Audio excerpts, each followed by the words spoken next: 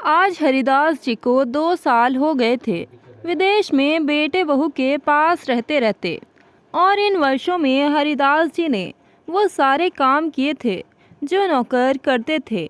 जिस इंसान ने कभी एक गिलास पानी भी खुद के हाथ से नहीं पिया था, आज वो आदमी इतना मजबूर था कि अपने बेटे बहू की गुलामी करने पर विवश थे। बेटे बहू ने उनकी हालत नौकर से भी बदतर कर दी थी। वो सारा दिन बेटे बहू अपने पोते पोती के कपड़े धोने से लेकर खाने बनाने, बर्तन धोने और घर के अन्य काम करते रहते थे। बढ़ती उम्र में ज़्यादा काम करने की वजह से अब इतना काम करने से वो बीमार रहने लगे। साधारण गोलियों से जब आराम ना मिला तो उनका इकलौता बेटा निखिल उन्हें मजबूरन डॉक्टर के पास लेकर गया। आखिर उसे अच्छा खासा फ्री में नौकर जो मिला था। डॉक्टर के पास जाकर दिखाया तो डॉक्टर ने उन्हें कुछ समय के लिए हॉस्पिटल में रहने को कहा। उनकी हालत ज़्यादा गंभीर थी इसलिए, परंतु निखिल और उसकी पत्नी रानी हरिदास जी को हॉस्पिटल में रखने के बजाय घर लेकर आ गए। वो हरिदास जी पर खर्च नहीं करना चाहते थे। अब हरिदास जी समझ गए थे कि उनका बेटा निखिल उन्हें भारत से विदेश क्यों लेकर आया था। उन्हें एक अच्छा खासा नौकर चाहिए था घर के काम के लिए। अब हरिदास जी के शरीर में इतनी जान नहीं थी कि वो घर का सारा काम करे। उनकी बूढ़ी आंखें, बेबस शरीर अब बेटे बहू के लिए बोझ बन चुका था। एक दिन हरिदास जी अपने बेटे निखिल से बोले, बेटा अब मैं तुम्हारे किसी काम का नहीं रहा, मैं तुम पर बोझ बन चुका हूँ। ऐसा करो, तुम मुझे मेरे घर वापस भारत छोड़ आओ।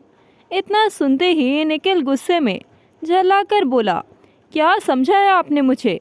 मेरे अपने खर्चे पूरे नहीं होते, आपको अपनी पड़ी रहती है। सर दर्द करके रख दिया है आपने। निखिल की पत्नी भी बड़बड़ाते हुए बाहर आई और चिल्लाकर बोली, अरे पैसे क्या कोई पेड़ पर उगते हैं या आप कोई खजाना गाड़ के रख के गए हैं हमारे लिए? पता है कितना महंगा टिकट है प्लेन का?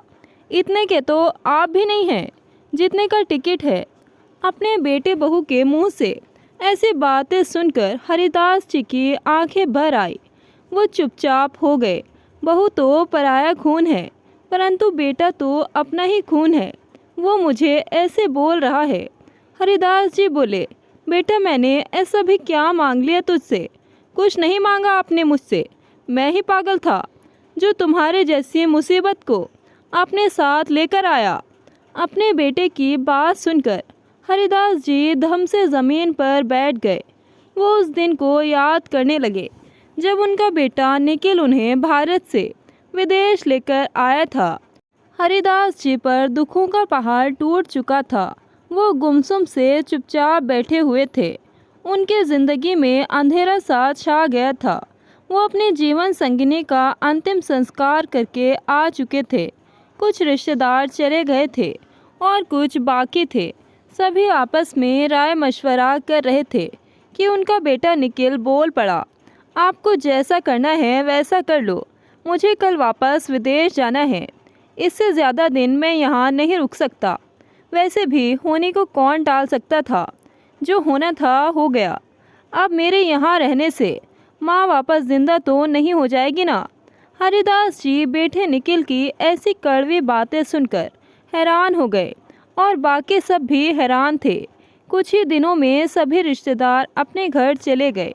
बाकी बस हरिदास जी और उनका नौकर टिंकू रह गए। क्यों चली गई तुम शारदा मुझे छोड़कर? तुम क्या गई? मेरी तो सारी दुनिया ही वीरान हो गई। कितनी तेज़ चलती है ये दुनिया, कोई भी किसी का नहीं होता। अपनी औलाद साथ नहीं देती। हमारा बेटा मुझे अकेला छोड़कर चला गया। तुम्हारे जाने के बाद घर मुझे काटने को दौड़ता है। ये कहते कहते हरिदास जी की आंखों से आंसू ढुलक पड़े। उनका गला रौंद गया। उनके नौकर टिंकू ने उन्हें दिलासा दिलाया। हरिदास जी कुर्सी पर बैठकर सोचने लगे कि कितने खुश थे जब हमारा बेटा निखिल पढ़ लिख कर आगे की पढ़ाई करने के लिए विदेश गया था और वहीं शादी करके रहने लगा था। माँ बाप तक को नहीं पूछा था उसने। फिर भी हमने अपने मन को समझा लिया था और किसी तरह अपना जीवन बिता रहे थे। अपने बुढ़ापे के सहारे की सोचकर दोनों बुजुर्ग सोचने लगे कि उन्होंने कोई गलती तो नहीं की। एक दिन शारदा जी को अचानक से दिल का दौरा पड़ा और वो भगवान को प्यारी हो गई। अपने जीवन संगिनी के जाने के बाद हरिदास जी लाचार और बेबस हो गए। उन्होंने अपने बेटे को उसकी माँ की मृत्यु की खबर दी, पर बेटा बोला, बाबूजी मेरी मीटिंग है, मेरा आना मुश्किल है। हरिदास जी के बड़ा ही आग्रह करने पर निखिल भारत आया था। अपनी तन्हाई से तंग आकर हरिदास जी ने एक दिन अपने बेटे निखिल को फ़ोन लगाया। बेटा निखिल, तेरी माँ के जाने के बाद मेरा मन नहीं लग रहा, घर मुझे काटने को दौड़ता है, तू वापस भारत आ जा, मेरा दिल बैठा जा रहा है। बाबूजी, मेरा भारत आना संभव नहीं, मेरी पत्नी को वहाँ का रहन सहन पसंद नहीं, आप समझते क्यों नहीं, और मुझे भी नहीं पसंद है, कहकर निखिल ने फ़ोन रख दिया। हरिदास जी समझ गए कि बेटा अपनी पत्नी का गुलाम हो चुका है और उसे विदेशी रंग चढ़ गया है। अब उन्होंने अपने बेटे को फ़ोन करना ही बंद कर दिया। सारा दिन घर में अकेले बैठे रहते। एक दिन वो अपने दोस्त संजीव जी के पास बैठे थे कि तभी अचानक से उनका बेटा निखिल वहाँ आ पहुँचा। अपने बेटे को ऐसे अचानक आता देख हरिदास जी फूले ना समाये और सारे गिले शिकवे छोड़कर अपने बेटे को गले लगा लिया। बेटा तू आ गया। निखिल बोला, मैं आपको लेने आया हूँ बाबूजी, अब आप मेरे साथ चलिए, अपने पोते पोती और बहू के साथ आराम से रहिए, वहाँ आपका सबके साथ मन भी लगा रहेगा। और हाँ बाबूजी, ये घर और ज़मीन जायदाद आप सब बेच कर चलिए, वैसे भी अब मुझसे बार बार यहाँ आना जाना नहीं हो पाएगा, आप सब फाइनल करके चलिए। हरिदास जी के दोस्त संजीव जी जो पास में बैठे सब सुन चुके थे। वो प्रॉपर्टी डीलर थे। उन्होंने हरिदास जी को राय दी, इतनी जल्दबाजी मत करो हरिदास, अभी तुम्हारी ज़मीन जायदाद की अच्छी कीमत नहीं लगेगी। जब कोई खरीदने वाला मिलेगा तो मैं तुम्हें संपर्क करके बता दूंगा। हरिदास जी को भी अपना घर छोड़ने का मन नहीं था। उस घर में उनकी स्वर्गवासी पत्नी की यादें बसी थी। वो उसे छोड़कर नहीं जाना चाहते थे, इसलिए वो अपने घर को अपने नौकर की देख रेख में छोड़कर अपने बेटे निखिल के पास विदेश जाकर रहने लगे।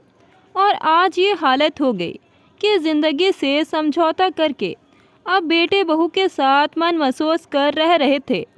अब दिन रात बेटे बहू की नज़रों में खटकते रहते। बहू उन्हें कोसती काटती रहती कि हमारी छाती पर आकर बैठ गए, काम के न काज के दुश्मन अनाज के। बुढ़िया खुद तो चली गई और बूढ़े को मेरे सर छोड़ गई। अब ऐसे ही कुछ महीने बीत गए। एक दिन हरिदास जी की बहू रानी बोली, बाबूजी आप घर पर बैठे बैठे उकता जाते होंगे, चलिए मेरे साथ बाज़ार चलिए, आपका मन अच्छा लग जाएगा। बाहर की दुनिया देखकर, बाहर की हवा खाकर, अपनी बहू की ऐसी मीठी मीठी बातें सुनकर, इतना प्रेम देखकर हरिदास जी को थोड़ा अजीब सा लगा, पर उन्होंने बाद में हाँ में सिर हिलाया और रानी के साथ बाज़ार चले गए। रानी अपने ससुर को बाज़ार लेकर गई और उन्हें जूस का ग्लास हाथ में पकड़ाया। लीजिए बाबूजी, जूस पीजिए, शरीर में फुर्ती आ जाएगी। जूस पीते ही हरिदास जी बेहोश हो गए।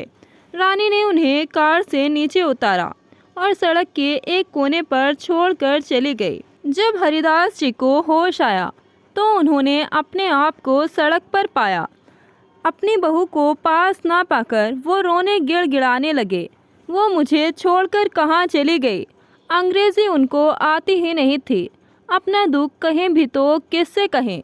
लोग उनका विलाप सुनते और आगे बढ़ जाते, क्योंकि उन्हें हिंदी भाषा समझ नहीं आती थी और जेब में केवल $3 थे।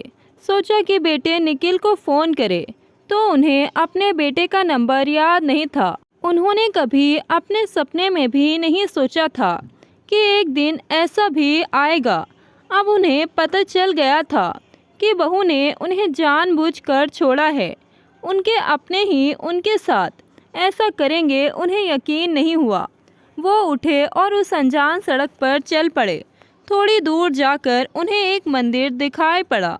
उन्हें थोड़ी हिम्मत महसूस हुई। वो मंदिर की ओर चल पड़े।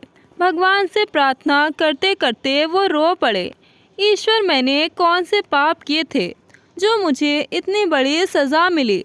क्या मैं इतना बड़ा दोषी हूँ? और फफक कर रोने लगे। वो बेसुध से पड़े थे।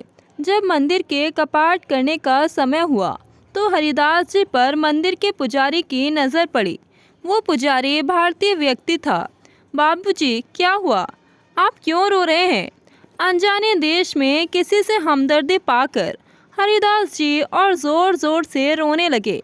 पुजारी समझ चुका था कि ये अपने बच्चों से दूर हो चुके हैं। पुजारी ने सबसे पहले हरिदास जी को खाना खिलाया, पानी पिलाया, फिर उनसे उनके हालात का कारण पूछा तो वो कुछ नहीं बोले। उनको ना बेटे का नंबर याद था और ना ही बहू का नंबर याद था। इसलिए मंदिर के पुजारी ने पुलिस को सूचना दी और हरिदास जी को मंदिर में बने अपने कमरे में लेकर गया। जब हरिदास जी थोड़ी ठीक हालत में आए तब पुजारी ने उनसे फिर से पूछा तो हरिदास जी ने आप बीती सारी बात बताई।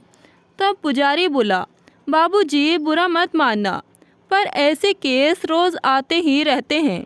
बेटे बहू अपने बूढ़े माँ बाप को यहाँ घर का काम करने के लिए ले आते हैं और जब तक उनका लालच खत्म नहीं होता है तब तक उन्हें अपने पास रखते हैं। लेकिन जब वे बूढ़े माँ बाप बीमार रहने लगते हैं, उनकी दवाइयों का खर्चा करना पड़ता है, तब उन्हें बोझ समझकर इसी तरह दर दर की ठोकरें खाने के लिए मजबूर कर देते हैं। उन्हें घर से बाहर कर देते हैं। पुजारी की बात सुनकर हरिदास जी भौचक्के रह गए। आज वो अंदर ही अंदर तक घुट रहे थे, टूट चुके थे। अगले दिन पुलिस हरिदास जी को लेकर उस अनजान सड़क पर पहुंची जहां वो बेहोश पड़े थे। पुलिस ने जांच पड़ताल की तो वहां एक सीसीटीवी कैमरा लगा हुआ था। कैमरे की मदद से पुलिस ने देखा कि एक महिला बेहोश व्यक्ति को गाड़ी से नीचे उतारने के लिए धक्का मार रही है। जब ये हरिदास जी ने देखा तो वो सुन्न पड़ गए। वो सोचने लगे, क्या बहुएं इतनी बुरी भी होती है? पुलिस ने उनके बेटे बहू का पता लगा लिया, परंतु हरिदास जी ने उनके पास जाने से मना कर दिया। वो पुजारी से बोले, मुझे मेरे भारत जाना है। उन्होंने पुजारी का फ़ोन लिया और अपने दोस्त संजीव को फ़ोन लगाया, पर उनका फ़ोन स्विच ऑफ था। थक हार कर फिर उन्होंने अपने नौकर टिंकू को फ़ोन लगाया। एक ही बार में टिंकू ने फ़ोन उठा लिया। हेलो टिंकू बेटा, मैं हरिदास बोल रहा हूँ। बाबूजी, कैसे हैं आप? ठीक तो है ना बाबूजी आप? कितने दिन हो गए आपको देखे हुए? आपकी तबीयत वो कैसी है? ठीक तो है ना बाबूजी? टिंकू के मुंह से इतनी हमदर्दी पाकर हरिदास जी की आंखें भर आई। उन्होंने रौंदे गले से सारी बात बताई और उन्होंने अपने दोस्त संजीव से टिकट के पैसे लेने के लिए कहा। अपने मालिक की बात सुनकर टिंकू हैरान था। वो सोचने लगा कि क्या बेटे बहू इतने मतलबी भी होते हैं जो अपने सगे माँ बाप के साथ ऐसा करेंगे। ये सोचकर ही उसकी आंखें नम हो गई। टिंकू ने कुछ ही समय में पैसे जुटाए और हरिदास जी पुजारी को धन्यवाद देकर वापस भारत आ गए। घर पहुंचकर अपने नौकर टिंकू के गले लगकर खूब रोए। उसके बाद अपने दोस्त संजीव जी के पास पहुँचे, लेकिन वहाँ पहुंचकर उन्हें झटका सा लगा, क्योंकि संजीव जी तो 1 साल पहले ही चल बसे थे। वो और ज़्यादा उदास हो गए। वो सोचने लगे कि जब संजीव ही नहीं है तो पैसों का इंतज़ाम टिंकू ने कैसे किया। रास्ते में आते हुए उन्होंने टिंकू से पूछा तो वो बोला, बाबूजी, आपके मुझ पर बहुत एहसान है। मैंने मेरा घर गिरवी रख कर पैसे जुटाए हैं बाबूजी। आपने उस हालत में भी मेरी मदद की जब मेरे साथ कोई नहीं खड़ा था। आप मेरे लिए भगवान से बढ़कर हैं। आपके मुझ पर इतने एहसान हैं बाबूजी कि मैं अपनी जान देकर भी चुकाऊं तो वो भी कम है। टिंकू की बात सुनकर हरिदास जी ने उसे गले लगा लिया उनकी आंखें गीली हो गई। बेटे निखिल को याद करके उनके सर में दर्द होता था। बुढ़ापे में अब वो बिस्तर पकड़ गए थे। इतने कमज़ोर हो गए थे कि बिस्तर भी गीला कर देते थे। लेकिन टिंकू उनकी दिन रात सेवा करता, उनसे कभी नहीं किंतराता था। जिंदगी के आखिरी दौर में हरिदास जी ने वकील को बुलाकर अपनी ज़मीन जायदाद की वसीयत करा दी और कहा उनका अंतिम संस्कार से पहले ये वसीयत पढ़कर सुनाई जाए, बाद में उनकी चिता को आग दी जाए। एक दिन हरिदास जी इस भरी दुनिया को छोड़कर चले गए। उनके बेटे बहू को खबर दी गई। बेटा निखिल दौड़कर आया कि चलो, बुढ़ा तो चला गया, जान छूटी उससे और अब सारी संपत्ति मेरी हो ही जाएगी। हरिदास जी के अंतिम संस्कार से पहले वसीयत पढ़कर सुनाई गई। मैं हरिदास अपनी सारी संपत्ति, ज़मीन जायदाद अपने नौकर टिंकू के नाम करता हूँ। मेरी चिता को आग देने का अधिकार भी मैं अपने बेटे निखिल से छीनता हूँ। यह अधिकार भी मैं टिंकू को देता हूँ। यह सुनते ही उनके बेटे निखिल का पारा चढ़ गया। वो गुस्से में झुंझला गया। उसने चुप रहना ही सही समझा। सोचा सबके जाने के बाद टिंकू से बात करूँगा। वकील साहब बोले, वसीयतनामे में ये भी लिखा है, मेरे मरने के बाद मेरा बेटा निखिल टिंकू से मेरी जायदाद हथियाने की कोशिश करेगा, क्योंकि जो अपने सगे बाप का ना हो सका वो किसी और का क्या ही होगा। इसलिए मैंने पूरे पेपर अच्छे से तैयार करा दिए थे। मैं अपने परवरिश पर बहुत शर्मिंदा हूँ कि मैंने ऐसे बेटे को जन्म दिया। भगवान ऐसी औलाद किसी को ना दे। यह सुनकर सभी हैरान व परेशान थे। सबकी आंखें भरी हुई थी। निखिल और उसकी पत्नी रानी को खुद पर शर्मिंदगी महसूस हुई। उसके बाद टिंकू ने अपने मालिक हरिदास जी की चिता को आग दी। निखिल और उसकी पत्नी दोनों वापस मुंह लटकाए विदेश चले गए। दोस्तों, क्या माँ बाप अपने बच्चों को इतनी कड़ी मेहनत करके अपना पेट काट कर इसी दिन के लिए पालते हैं कि वो बड़े होकर उन्हें दर दर की ठोकरें खाने के लिए मजबूर कर दे। जब माँ बाप का प्यार निस्वार्थ भाव का होता है तो आजकल के बेटे बहुएं सिर्फ स्वार्थ के लिए अपने बूढ़े माँ बाप का इस्तेमाल क्यों करते हैं? क्या वो कभी बूढ़े नहीं होंगे? कमेंट करके अपनी राय ज़रूर बताएं। कहानी अच्छी लगे तो वीडियो को लाइक शेयर करें और ऐसी ही कहानियाँ सुनने के लिए हमारे चैनल को सब्सक्राइब करें। मिलते हैं एक नई कहानी के साथ। धन्यवाद।